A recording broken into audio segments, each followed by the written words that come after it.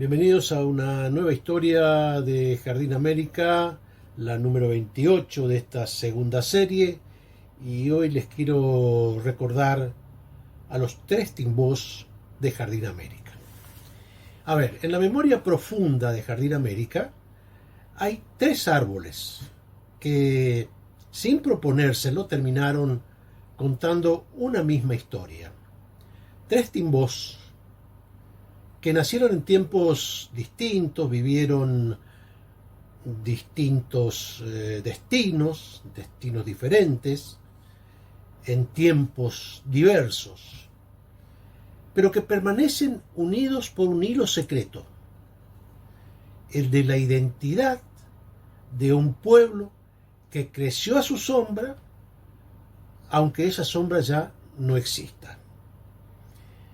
El primero de ellos fue un gigante, el timbó original, y estuvo hasta 1976.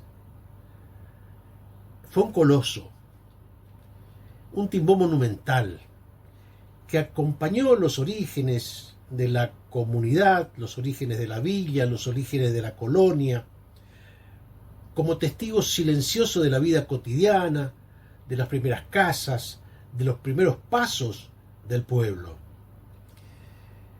Sus raíces enormes parecían abrazar la tierra roja y su copa elevada dominaba total y completamente la zona.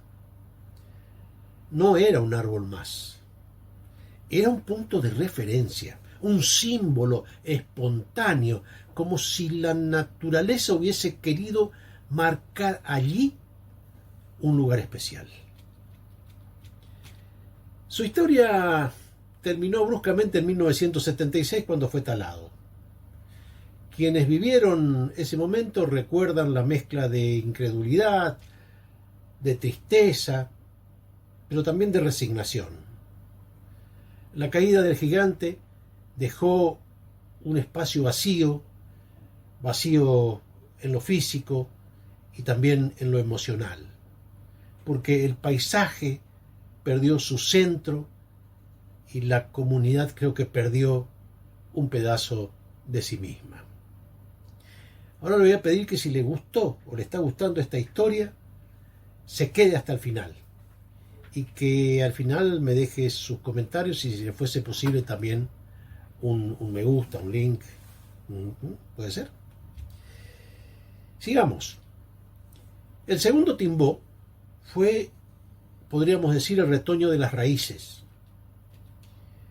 Talado que fue el gigante en 1976, en la siguiente primavera, el gigante retoñó, el gigante que no quería morir, el gigante que estaba vivo, retoñó en dos ramas endebles que surgieron de sus raíces, como que la naturaleza testaruda y generosa a la vez no había dado por cerrada la historia del timbó.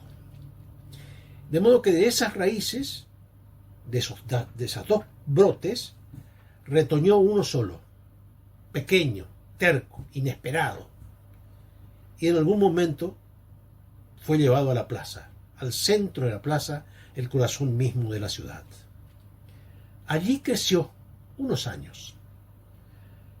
Yo diría que como queriendo demostrar que el recuerdo también puede expresarse en hojas verdes. Sin embargo, nunca llegó a ser un heredero pleno del gigante perdido.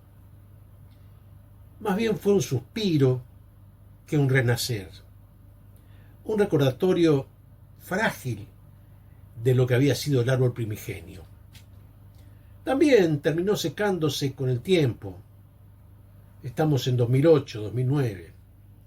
Y para ese entonces, tal como le pasó al gigante, ya casi nadie conocía su historia. Pero estaba ahí en la plaza.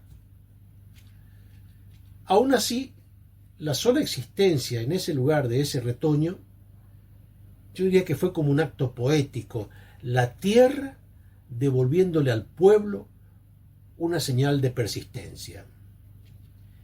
Y después viene el tercer timbó, el que fue plantado por la comunidad, Porque, bueno, allí ocurrió algo distinto.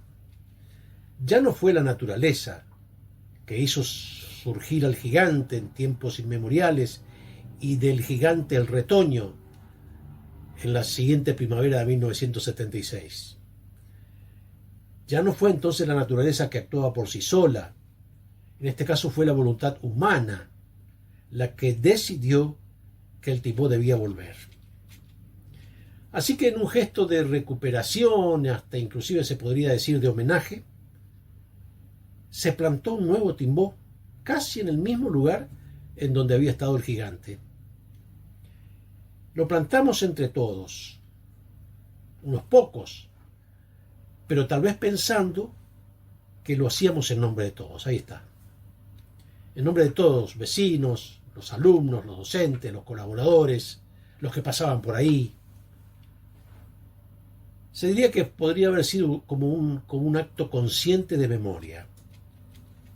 Es que no era simplemente un árbol, era un símbolo, elegido, querido, una especie de puente con el pasado, una forma de decir que lo que se pierde puede ser recordado, que puede ser reinterpretado y yo diría que también de esa manera honrado. Ese árbol fue declarado monumento forestal natural y una ley de la provincia lo protegía, estaba protegido. Digamos que este tercer timbó creció, pero no siempre lo cuidaron. De modo que él también finalmente dejó su lugar a un espacio vacío. Hoy ya no queda en pie ninguno de los tres.